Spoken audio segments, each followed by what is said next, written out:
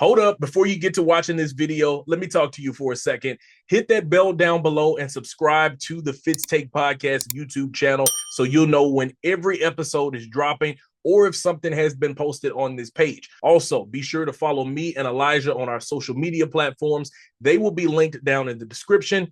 Now back to the episode. We had a lot of college football going over the weekend. There were a lot of headlines that came from the weekend. The first one is Colorado beating North Dakota State 31-26.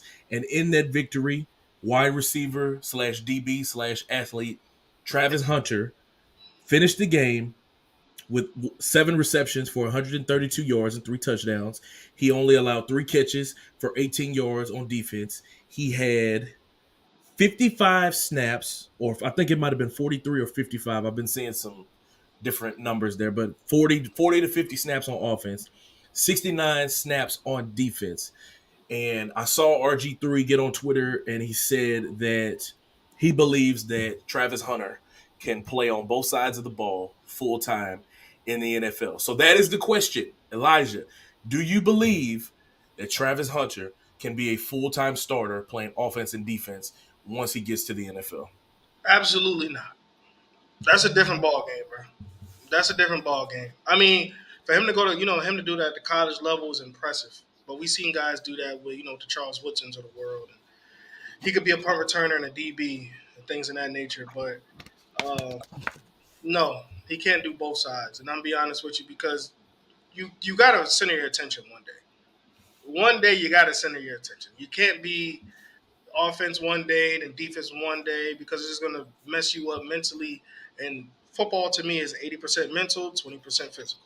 So he has to find his way of being mentally. And I'm not saying right now he don't have to do that. I think right now, as long as Dion plays him the right way and he get all those reps and get the stuff that he needs to help them win ball games, I'm cool with that. But when it comes to the next level, it's only one side.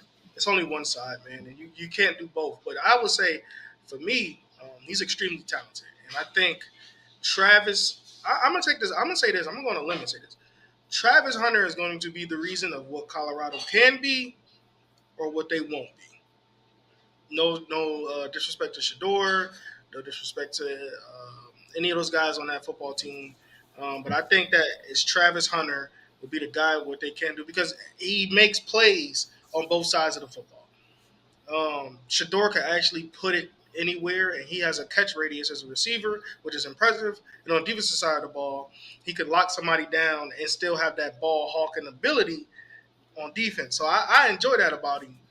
But again, I don't see him doing on the next level. He will get burnt out, and I think mentally it will take a toll of hindering what he can be because at the end of the day, you have to center your attention on something. And that's what he has to do. He has to center his attention on whether offense or defense. And that's what I got. Yeah, man, I have to agree with you on that.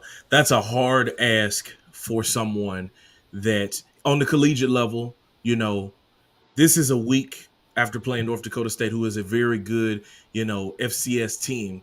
But when you look at that team as a whole, Travis Hunter was probably not lined up across someone that is the same caliber of player as he is. When he goes to the NFL, he's going to be lined up against dudes that's just like him. I couldn't imagine seeing him line up to cover CeeDee Lamb and then turn around and go and have to run routes in front of Trayvon Diggs. That's tough. Having to beat that press and then press CeeDee in the same game. That's a hard ask to do a guy. I do believe what he can do is he can, pick a side and still be brought in sparing situations. If you want him to be a receiver, let him be your guy and then bring him in as a nickel corner. Put him in the slot on third downs, have him to come in, bring in special packages for him where maybe he can blitz or do different things like that. And then vice versa. If you want him to be your main cornerback, then you can allow him similar to what they did with Dion back in his playing days. You can, put him in as receiver, give him a little pop pass on a jet sweep, or, let him run a little bubble screen or something like that. But as far as saying that you're going to have 50 snaps on offense, 50 plus snaps on defense, 100 snaps, and to do that for 17 weeks plus, if you're talking about winning a championship, bro, now you're talking about well over 2 to 3 thousand snaps in a season, and that's just that the amount of wear and tear that is.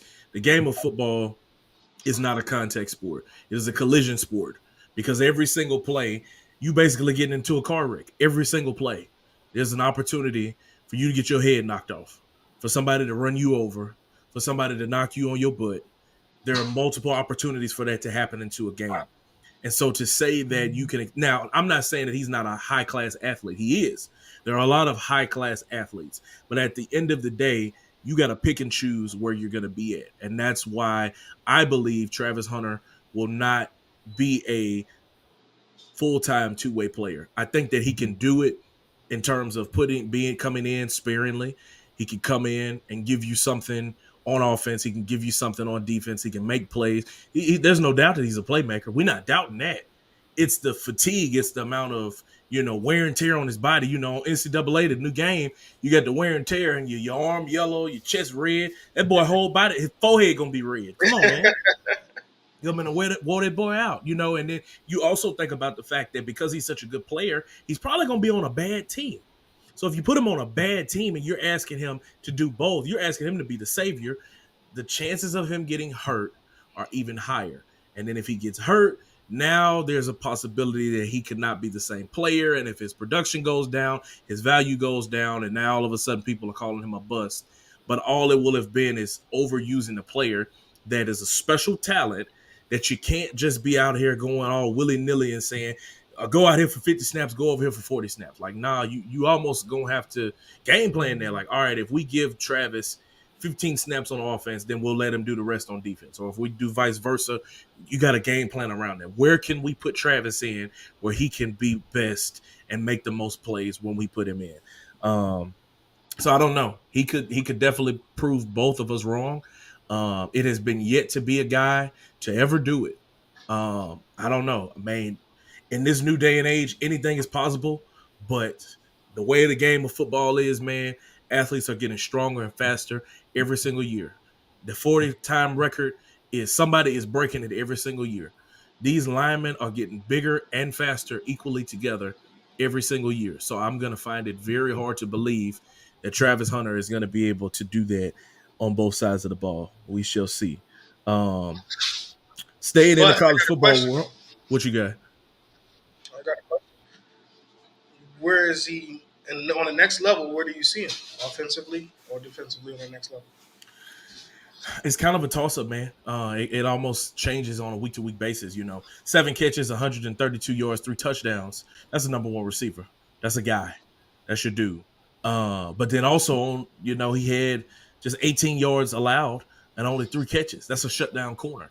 So I think it's based on what the team needs are going to be. Whoever drafts him, what they need. If you're looking for a number one receiver, then you put him at receiver. If you need a shutdown corner or somebody to complement a veteran corner that you already have, then you line him up at cornerback. But it's hard to say that you're truly gonna have him in a position where a team is needing a corner and a receiver, and they say let's get Travis Hunter and he'll fill in the gaps. I don't think how that's gonna work. I think it will be let's get a receiver, let's get Travis. We need a receiver, or we need a corner. Let's get Travis, and then we can build up everything else around them. What you think? I think, bro, as much as I like him at receiver, I think good defensive backs is hard to find, and I think that's where he can be. I mean, look where the league is going now. You got three wide receiver sets, a bunch, and I think that he has great ball skills, but he has great ball skills of picking off a couple of guys, reading the quarterback, and he has a catch radius as well as a receiver. But what it is I think Travis could change the game defensively. I know we looking at Sauce Gardner to do that and stuff like that. I think Travis can change the game defensively, and um, I just see him better as a DB man. I like him. I like him at both at Colorado, of course. But like I said, when he has to choose, I love him at defensive back. I'm not gonna lie, No I doubt love him at about it. defensive back. You got that right. Colorado plays next week against Nebraska. Nebraska is currently a 7-point favorite. They are set to play on September 7th at 6:30 on NBC. We'll see how many snaps Travis Hunter gets then. Thank you so much for watching this clip of the Fitz Take podcast. Be sure to like this video and also subscribe to the YouTube channel. And also follow me and Elijah on our social media platforms. They will be linked down in the description. And remember, every episode of the Fitz Take podcast will air right here on the YouTube channel every Monday at 2 p.m. Thank you so much for watching, and we'll see you next time.